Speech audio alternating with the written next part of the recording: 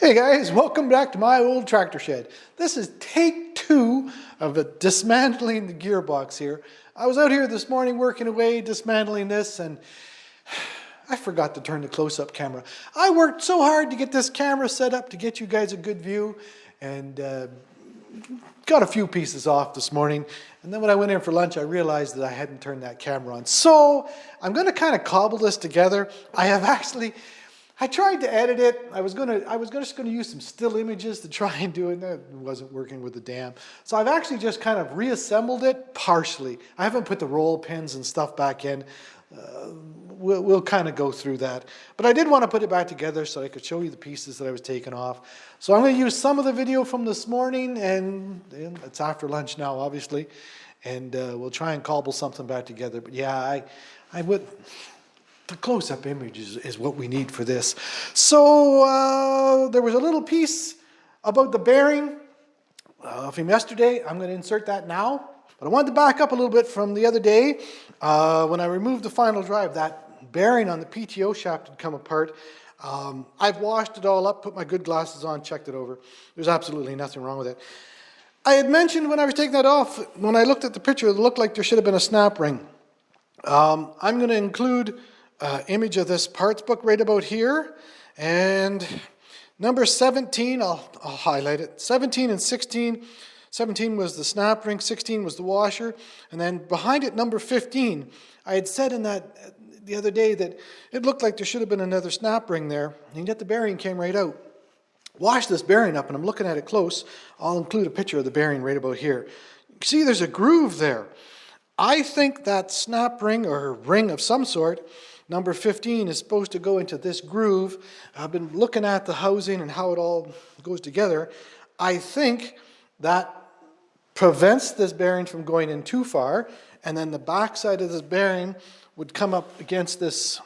There's a washer here. Actually, almost really feels like there's a bearing of some sort in there. It doesn't show one. This is 14, and then 12 is going to be this. It sure does feel like there's a bearing here. Anyway, I think this with that ring on there would go into that housing, and that ring would prevent it from going on too far. And then this shaft comes through, and that snap ring, the washer 16 and the snap ring 17 holds this back. I've been playing with this. I have it free. It turns free now, and this here works. But there has to be something that stops it from moving back and forth. So anyway, I think another part that I have to source from somewhere.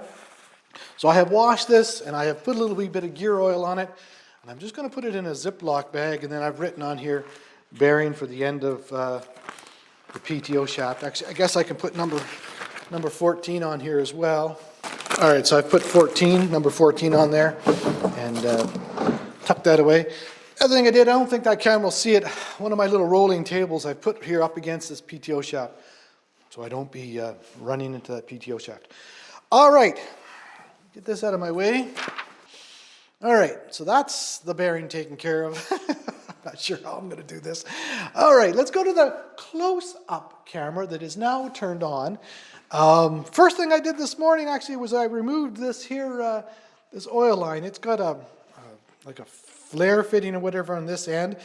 Loosened that, and then here there's a little banjo bolt that goes through into a piece that's on the back over here that has 2 bolts that hold it, and it's wired. I'll insert a still image of that now, and that piece that's wired there comes up to this here little banjo bolt, and it had 2 copper washers.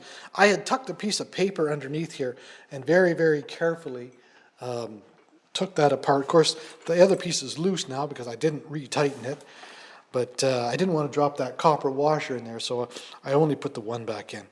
So yeah, it was just a matter of getting this banjo bolt loose, which wasn't difficult at all, and then I had a piece of paper underneath there on top of that gear to catch the other copper washer, and then out this came. I had a Ziploc bag that I had written on it, and actually that other copper washer is still in there. So that's going to go in there. And then this piece that was wired, it had 2, after I removed the wire, it had 2 bolts, 13 millimeter socket, that came off. And then the piece where's that close-up camera that's right there? That slides out, and then this is the piece that's on the back side. That was the piece that's wired. So that piece, along with the 2 bolts, are going to go into this Ziploc bag, just to keep that all together. Put that in my transmission box. Okay, the next thing I did is I went after this shaft here. It has a couple of things holding it. There's a pin back here that when the gear selectors are on here, it's actually held down. And actually, it wasn't difficult to take out. I just dropped it back in. It just lifted out of there. So that, I have a cup going here with all the numbers from the parts manual. So that went into there. And here, where's the close-up? Yeah. There's a spring and there's a ball under it. And here, there should have been a spring and a ball. So again, I have a spring that I'm gonna need to try and find. But that spring goes in that same cup. I'd already numbered it. And then with a magnet, I had to clean that hole. I had a wire brush, one of those, not this one, I had a smaller one on the drill. I cleaned that hole quite a bit. I had a hard time getting this ball to come up out of there, but there we are there. The one that's in this hole, actually, the ball, that one came out quite easy. The hole wasn't dirty. So those 2 also go into that same cup. Then there was a roll pin there, obviously, and a roll pin there, and then that'll allow this shaft to go. And I've never seen this before. I'm going to have to get you guys a still image of this because it's too small for this camera. The roll pins that went in there, well, maybe I can do it on this camera. They had a tiny roll pin on the inside of this roll pin. Actually, all of these are like that. I've never seen that. So the first one, actually, I just used a larger punch and I punched it out of there like you would do with any roll pin. It did come out quite difficultly. Actually, this is it because it's still got the one in it. Then when I got looking at the parts thing, I realized that there's a tiny one inside it. So I got a smaller punch. The rest have been coming out a whole lot easier. So that's got to go into this cup, I believe.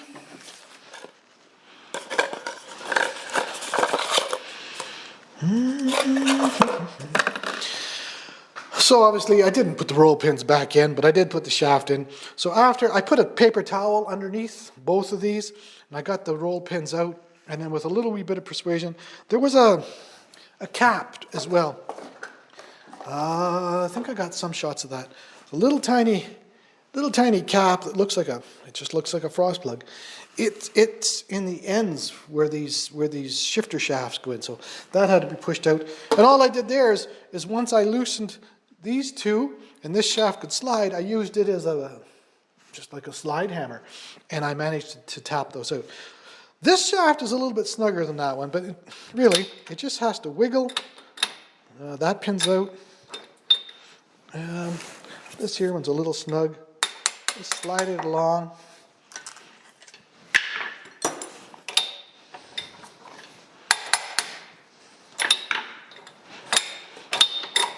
And it just keep wiggling. That comes off. So this is shaft 11. So I've got a bag here. Parts from shaft 11 are going to go into that bag. And then twist it and turn it. And then that lifts out and goes into the bag. And then finally, of course, the shaft comes out and goes into that bag. That was about an hour this morning. That's going to go in there. Now this other shaft, same deal. It had one of those little cups on the end, and in here it had 2 roll pins, and of course it's got that pin there. I think the vice grips are easier. Yeah. So up comes that pin.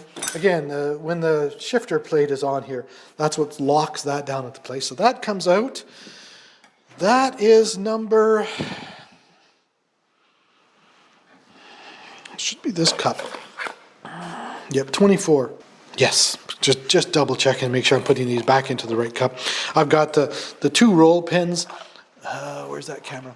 The 2 roll pins that were in there are in here, and the little disc was there, and of course that piece there goes in there. It's just making sure I keep this all straight.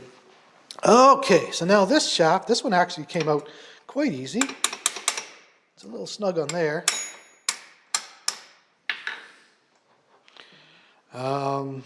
Did I get that ball? Plug in my other light there. Yeah. Yeah, I got two balls there. Okay.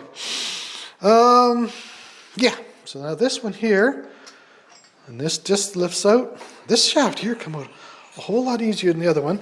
And that should be shaft, that's shaft 14. And I already have a bag written up from this morning with the two parts. Okay.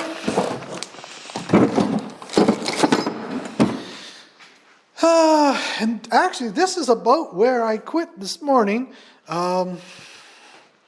The other two bores for these two outside shafts, they actually didn't have those little cups. But when the final drive is bolted up against it, they are completely covered. The other two, the two shafts that I just took off, had the little cups. When the final drive was on, those were only covered partially.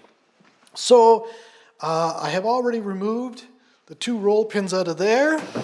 Okay, so that was where I kind of left off this morning. I have some pretty cool footage that I took this morning of one of the locking balls. It's part of the mechanism that prevents you from getting into two gears. I had just finished shooting some footage of that, so I'm probably going to put that here. Okay, guys, it's taken a minute to get the camera here.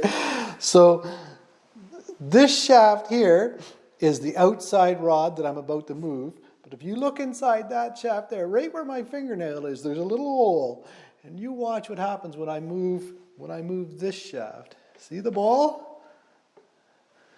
So that's part of the locking mechanism of some sort. I really don't understand it. I'm not going to pretend that I do. Obviously, it's just set up so you can't accidentally get into two gears at the same time. But if I pull this shaft out, that ball that you see moving is going to fall down through here and then go further down. And on the other side, there's another passageway, and I'll have to take that apart. So I'm going to attempt, let me grab my magnet. I don't know if, there's got to be a couple of them. Yeah, there'll have to be a couple of them because this distance here, I bet you if I reach in here with a magnet, I can probably get it from this side easier. Yeah. Oops, just buggered up my light. Oh, it doesn't want to come out of there.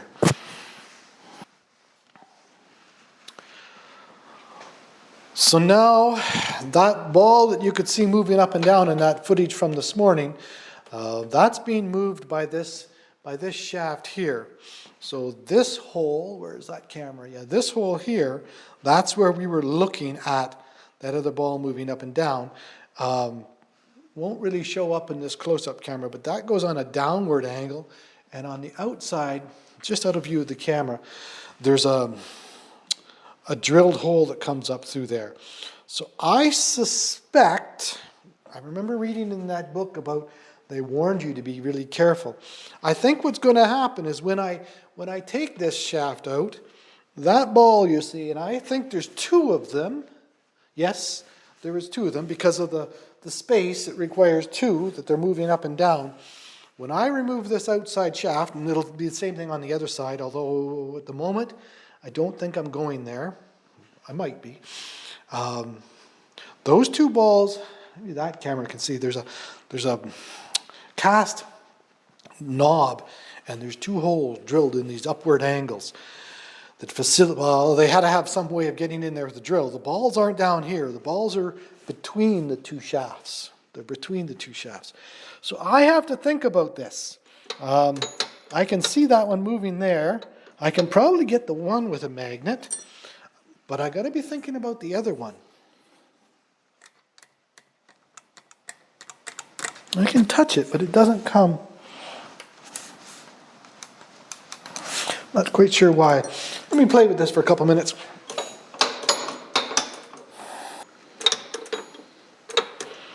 And it's not the end of the world. There's a plug there that it's another one of those, looks like frost plugs. Very small one. It's maybe 3/8 of an inch, 10 millimeter, I guess, or maybe a little less. They say if you drop the balls down into there, you have to remove those plugs to get them out. And then I guess, yeah, when you're reassembling, you put these shafts in, then you put the two balls in. But I'm hoping that somehow I can pull them up out of there, or I can figure some way of catching them. Making this up as I go. Well, let's see.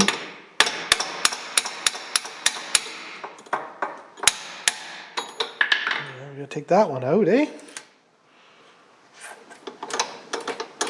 Okay. And that is 23. Yeah, I've already marked it on here. 23 goes in there.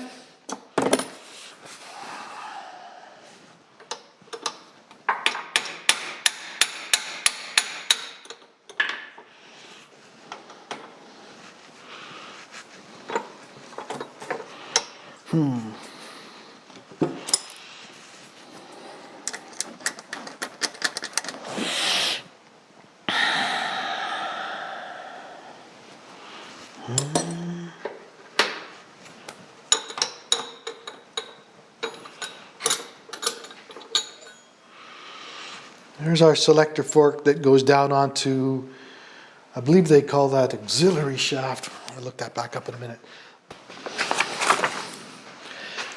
Counter shaft, not auxiliary shaft. That fork goes down to the counter shaft, which is the shaft that I'm after. Okay, I just took a couple quick pictures of that, so we're going to get that out. I'll get another Ziploc bag going. That's shaft 12 and its associated fork. But now, these balls. So how are you supposed to... All right, I got a plan. Went and found myself a real thin piece of aluminum and cut it, I don't know, 3/4 of an inch, and I've kind of just curved it to match the shaft, and I'm going to try and pull this shaft out, and then I'm going to push the shaft with this and see if I can catch them bearings. If I can't, well, then I got to pull this plug on the other side. I got to pull that plug. See what happens. So that goes through like that, all the way to there. And then I'm thinking, I can hear that one is already dropped into that space.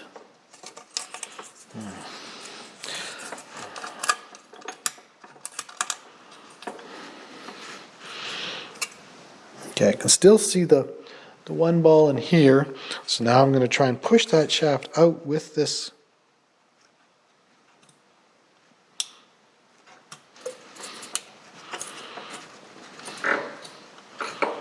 Okay, shaft is out. I can see where I just pulled the shaft out. I'm looking in there and I can see the one ball. It's hung up. But my little piece of aluminum should be covering, famous last words, should be covering. I'm going to try and go in there with this magnet now. And the other one is still up. Let me try and push this one down. Okay, we need a little wee piece of mechanics wire.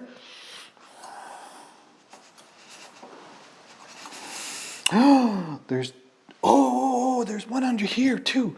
I did have that out this morning, but I forgot. I can see it. It's coming down too. Underneath this plug, I had that out.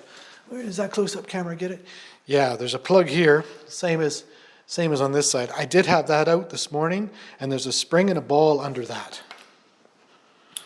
Okay, and that there is number 25, and I'll bet you, yeah, I already had quite a bit of chicken scratch on this one. That's 25, and the spring, yeah, the spring is in there. That's 22. Let's make sure, yeah, 22. Okay, where's my magnet? And there's our spring. Now, that ball is liable to just drop. Oh, I see. The two balls are against each other. So I will have to pull this one up from the top, probably. Yeah, okay.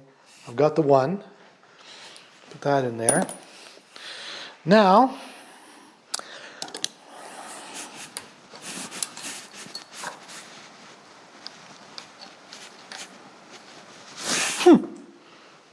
interesting.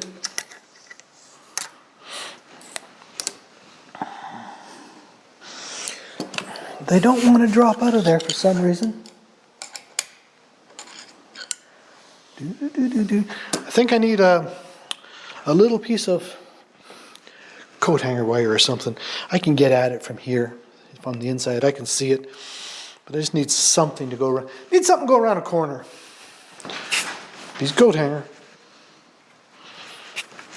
Just got to put a little wee bit of a bend on the bottom there. Might be a little heavier than what I need, but whoop, hoo. That's one. There's still another one in there.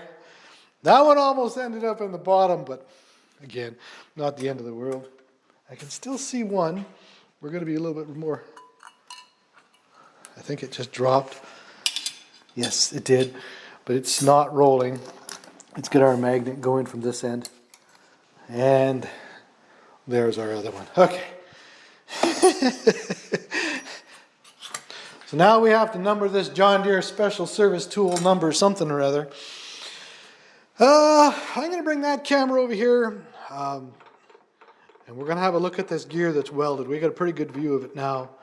And then I think I might be going for coffee and maybe see if I can't sort out this mess of a video that I've made before I go too much further. In case I got to put it all back together and go for take 3. But I do want to, that gear is moving quite a bit. I do want to get you guys an image of that. And then we'll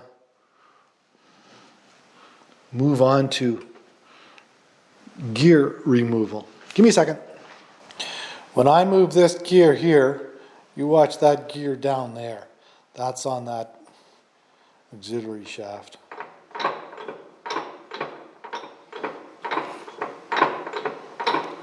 Hopefully the camera shows that moving back and forth because of that missing snap ring. Okay, this shaft 12 goes with that fork and goes in my little cupboard. All right, guys, I think I am going to quit here. It's probably going to take me longer to cobble this video together than it is to compared to the amount of work that I've actually done. So I think I'm going to end this one here, and tomorrow we'll get into pulling some gears. So thanks for watching, guys. Appreciate your time. If you haven't already, subscribe, click the little bell so you know when I post a new video. And if you'd like to help me out at all, share, click the like, leave some comments. I appreciate your time. You guys take care, and we'll see you next time in my old tractor shed. Ciao.